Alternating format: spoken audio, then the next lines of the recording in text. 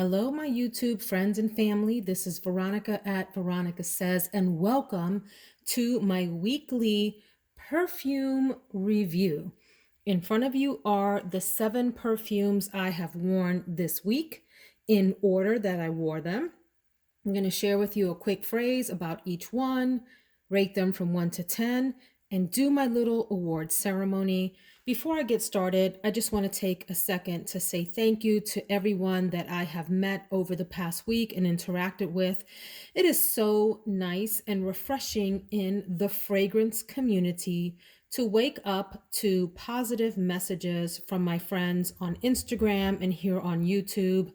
It is one of the most positive environments that I can think of.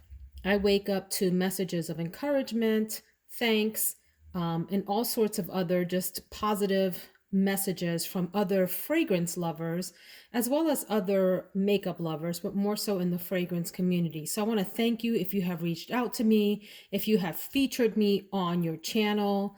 Tim at Smelly Swede, I'm looking at you. Thank you so much.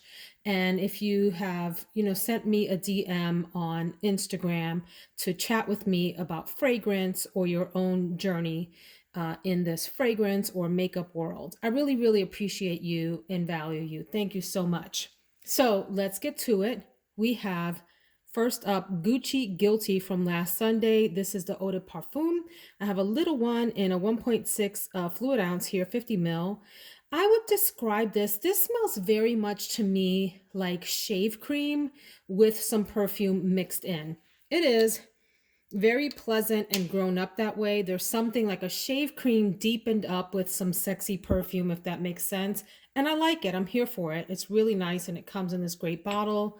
I have for my Monday fragrance, Hugo Deep Red. This is a fruity, floral, light, fun fragrance that apparently projects well. I wore it on Monday when I went to get my hair done, and the ladies at the salon could smell it through their masks and commented on it. Really pleasant, non-offensive, crowd-pleasing scent here. On Tuesday, I wore McQueen Eau de Parfum by Alexander McQueen. This is a very elegant and refined, well-mannered tuberose fragrance in an absolutely gorgeous bottle. On Wednesday, I wore L'Aventure Femme by Al Haramain.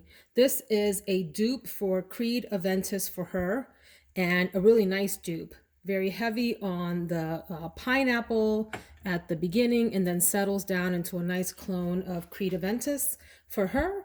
On Thursday, I wore Terre De Lumiere by L'Occitane. Thank you so much to those of you that shared how to pronounce this name, the name of the store.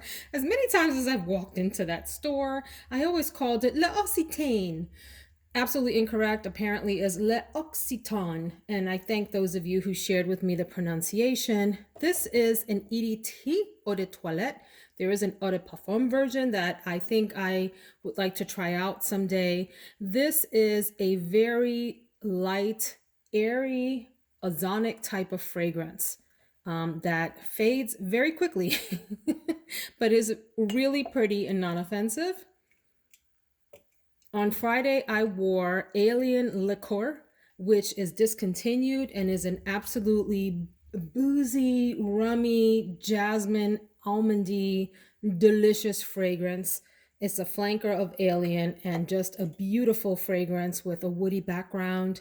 And then today, Saturday, I wore Magnolia Rosae from Maison Lancome, which is just magnolia, rose, and musk. It is a simple beauty is the way that I would describe this. Absolutely elegant, simple beauty. Let's rate these 1 to 10 based on like all possible factors of performance. I would give Gucci Guilty a solid 6.5 to 7. Nice, pleasant fragrance. I would give Hugo Deep Red the same, a 6.5 to 7. Pleasant. I would give McQueen a solid 7 or 7.5. Pretty sophisticated, lovely fragrance.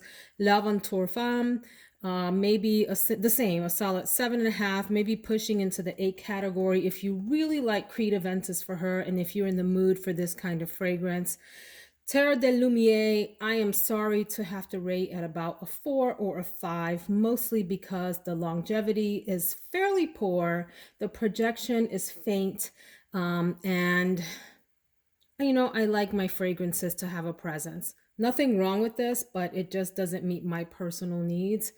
Alien Liqueur is a solid 9.5 to 10. This is a beautiful fragrance, has my heart. And then Magnolia Rosae, I think, is a solid 8, 8.5 fragrance. So, best projection. Oh, I forgot to do my little thing. I forgot. Say hello to my little friends. Those of you who are Al Pacino, not friends, you're not friends of Al Pacino, Al Pacino fans. I think he said that in Scarface, if I'm not mistaken, when he comes out with that machine gun, say hello to my little friend or something like that. I don't quite remember, but say hello to my little friends. Should have done that at the start. Sorry about that. Moving along. The best projection among these. Okay. Because it was commented on at the hair salon, I'm going to have to go with Hugo Deep Red. And this is a surprise because I thought this was a quieter in the background fragrance until I had 2 or 3 people at the salon say, "You smell really wonderful. What is that?" And it's when they came near me, like they were within 3 feet or so or working on my hair, that they were like, "Man, you smell good." So I'm going to give the best projection to Deep Red. Sillage among this group. Oh, I would probably go with L'Aventure Femme. I do think this has both good projection and sillage. You enter and leave a room, and people are going to be able to smell your scent from far away. It's going to leave a trail.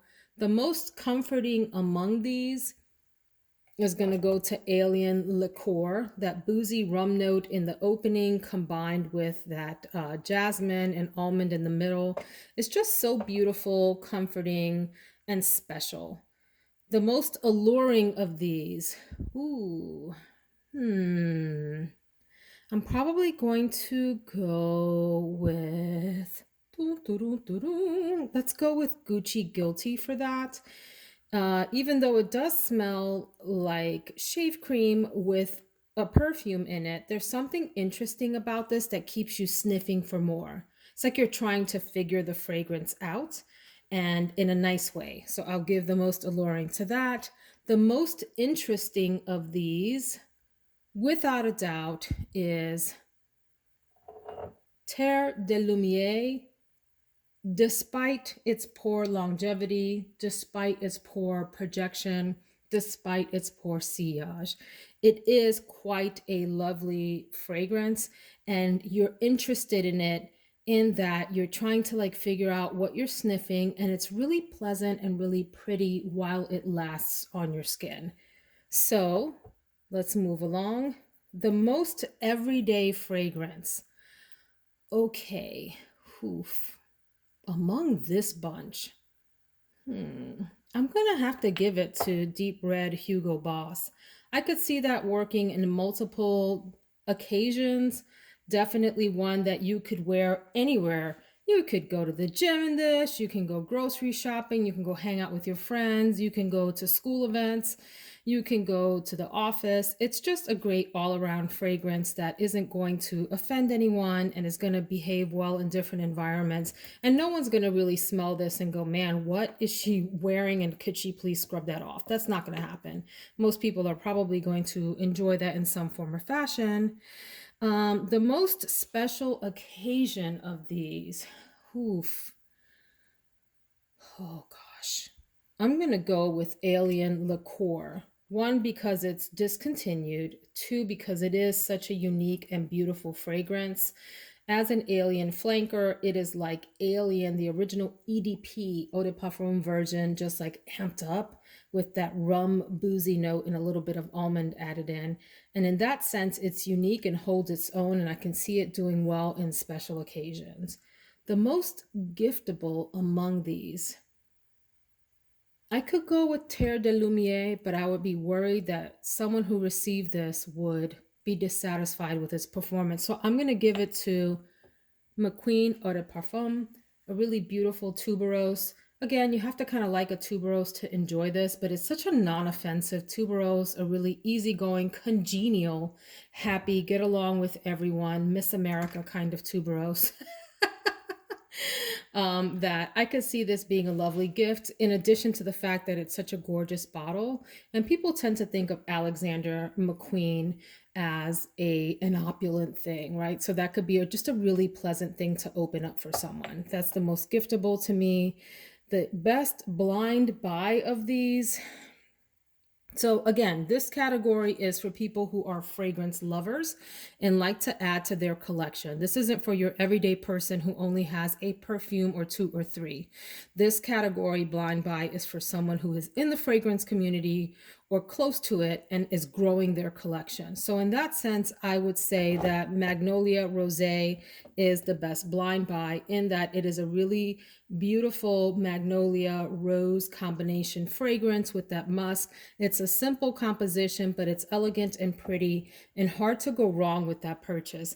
Although I will say, when I first purchased this, I had a hard time getting along with it, mostly because I was really getting acquainted again to rose fragrances. I hadn't had them in my collection for a while, but once I wore this a bit more, there's no denying that it's a really just gorgeous fragrance. And then the best bottle, gosh.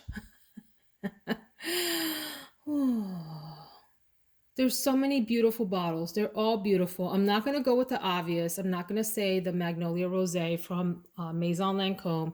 We all know that these are really gorgeous bottles, so we're not going to do that. I'm going to give it to Terre De Lumiere.